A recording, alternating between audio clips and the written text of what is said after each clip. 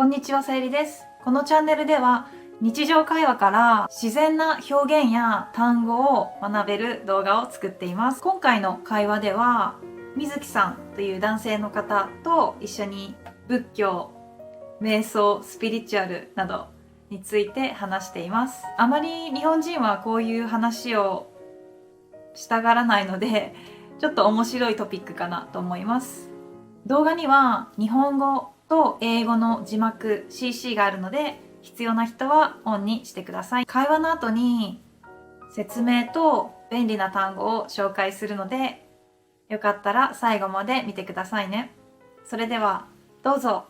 そうそう、さっき言ってたインドの話もインド。聞きたいんですけど。インドはね、そうですね、インドは、僕がね、新卒で、卒業した時、2013年に卒業して、一応そのテレビ会社で働いてたんですね、ディレクターみたいな。はい。で、2年間ぐらいそのテレビの会社で働かしてもらって、でもなんか心身ともにすごい疲れたってなって、やっぱ海外が好きだなと思って、で、ちょっとその時にちょっと1回夏休みを1週間もらったんで、1週間だけだけど、ちょっとラオス行こうみたいになって、ラオスのちょっとなんか象の保護施設みたいなのがあったんですけど、象をなんかすごい毎日見れて、なんか戯れる日々が続いてて、すごい良かったんですけど、なんかそれでやっぱ海外行かないとダメだなっていう風に思って、で、日本に帰ってきた時にちょっともう辞表を出して、辞めますって言って、インドに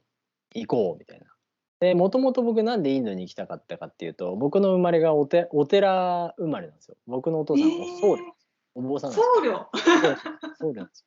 お坊さんで、お寺が僕の家だったんですよね、もともと。だから仏教にすごい興味があったし、僕のルーツでもあるので、お釈迦様の自伝を読んだことで、なんかすごい興味が湧いたんですよね。もっともっとお釈迦様のことを知りたい。ブッダですね。ブッダのことを知りたいと思って。で、ブッダがやってる瞑想法だったりとか、その生活だったりとかっていうのを実際どこで生まれたのかとか、自分がその場所に行って空気を吸って、その人たちの考え方とか文化を体で感じたいって思って、インドとかネパールにちょっと行って仏教を勉強しようみたいな。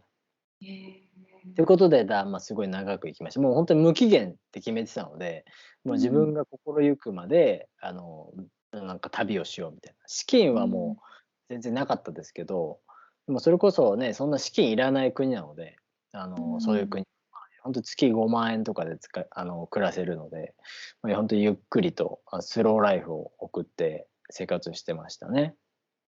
その毎日修行をするんですか？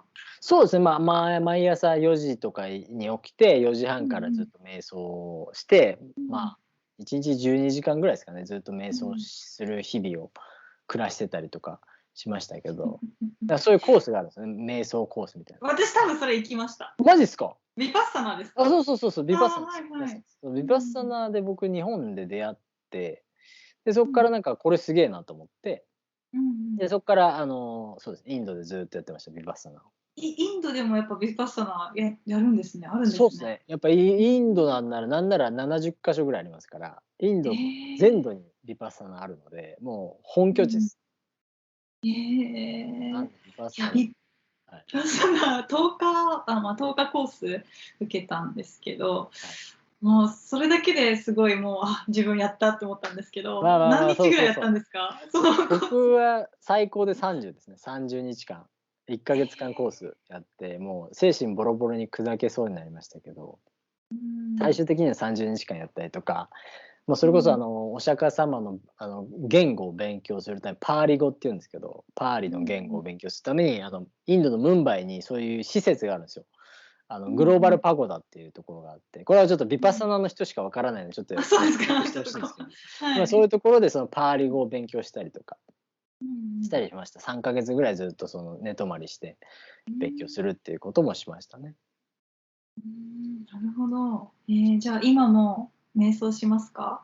今も瞑想はしますね。なんか1時間毎朝、毎夜はできてないですけど、たまにやっぱ10分とか、朝すぐ起きてスッて入るみたいな感じとか、寝る前にちょっと寝ながらこうやってスーッとかやったりとかはしますね。やっぱそのすごいなんか一日のリセットもできるし、一日これからいい一日にしようみたいなマインドセットもできるので、それは心がけています。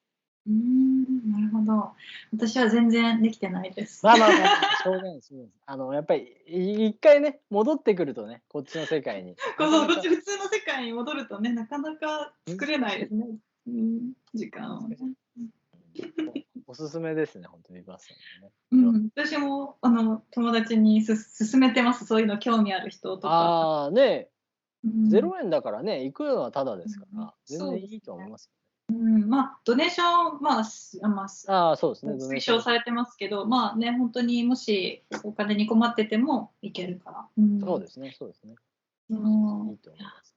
面白い。共通点多いですね。そうですね、やっぱね、海外好きはやっぱりね、どこかしらでつながりますよ。お疲れ様でした。今回は瞑想や仏教についての話でしたね。いかがでしたか？今から単語と便利な動詞の覚え方と私の瞑想経験を共有します。まずはじめに、水木さんの実家はお寺でしたね。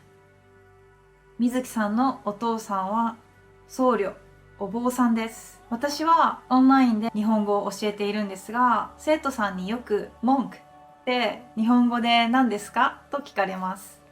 答えはお坊さん、僧侶、僧が一般的に使われています。お坊さん、僧侶、僧、すべて使われます。でも話し言葉だとお坊さんという人が多いです。他にも言い方があるんですけど、一般的に一番よく使われているのはお坊さんだと思います。積極的に使う機会はないかもしれませんが、もし皆さんが日本に来てお寺に行った時に、あ、お坊さんがいるっていう感じで、その時そっと心の中で、あ、文句はお坊さんと言ってみてください。はい、次。便利な動詞の覚え方。瞑想について話をしましたね。瞑想では呼吸がとても大切です。呼吸は吸って吐くことですね。吸って吐くです。息を吸う。なんか吸うって聞こえませんか？そして吐くときは吐く、はーですね。だから吸う、吐く、これはとても覚えやすい動詞ですね。吸います、吐きます。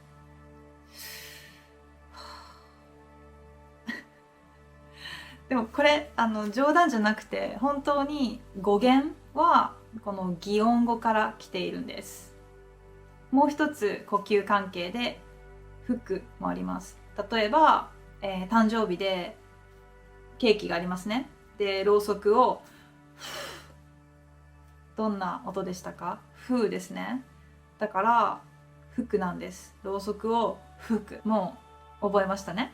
はい、最後に私の、瞑想経験についてお話ししたいと思います。まず最初に、水木さんと私は瞑想をしたことがありますが、日本人がみんな全員瞑想しているわけではありません。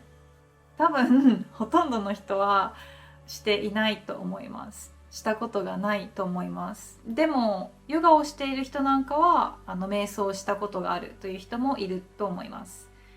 私もそのうちの一人なんですけど、初めて瞑想をしたのはヨガのクラスでした。ヨガのクラスの最後に瞑想の時間があるんです。だいたい5分から10分ぐらい目を閉じて瞑想する時間があります。正直なことを言うと、ヨガして疲れてってやってたら、寝ちゃうんですよねでもその寝ちゃった経験から、瞑想って気持ちいいなと思って興味を持つようになりました。だから私が瞑想を始めたきっかけ、瞑想に出会ったのはヨガのクラスです。その後自分でも瞑想しようと思ったんですけど、どうやって瞑想したらいいのかなって思ってて、アプリを見つけました。ヘッドスペースというアプリです。とりあえず私はちょっと、オタクオタクっていうのも変だけど、テクノロジーに頼ってしまうタイプなので、アプリでメディテーション、瞑想みたいな感じで入れたら、ヘッドスペースっていうアプリが出てきたので、それをダウンロードして使っていました。その当時は私はカナダに住んでいたので、英語の勉強をしていました。だからその英語のナレーションを聞いていました。そのナレーションの人がイギリス英語を話す人なんですね。アンディさんって言うんですけど、その人の声を聞いてまた眠くなっていました。冗談ですね。 Hi, my name's Andy. そのアンディさんの声を聞いて、アンディさんのガイドのもと瞑想を続けました。それが結構楽しくて、毎日やってましたね。1ヶ月連続とかでやって瞑想が習慣になりました。今はアンディさんの声なしでも、アプリなしでも瞑想できるようになりました。私が瞑想するときは疲れている時が多いです。気持ちを切り替えたい時に瞑想します。皆さんも経験があるかもしれないんですけど、何か一生懸命になっていて、気づいたら呼吸が浅くなっていることがあるんですね。1回に吸う息の量がすごく少なくなっていますって感じですね。だから深く呼吸できるように、深呼吸できるように瞑想をするようにしています。目を閉じるともっと効果的です。私の場合なんですけど、それをするとあくびがたくさん出ますね。あくびをたくさんしてしまいます。ちょっと変かもしれませんが、それが今の私の瞑想方法です。皆さんは瞑想しますか？どんな時に、どんな方法でしますか？よかったらコメントで教えてください。あと、瞑想に関する言葉だと、マインドフルネスは日本語でもマインドフルネスです。はい。カタカナの日本語が多いですね。じゃあ、今日も最後まで見てくれて聞いてくれてありがとうございました。じゃあまたね。バイバイ。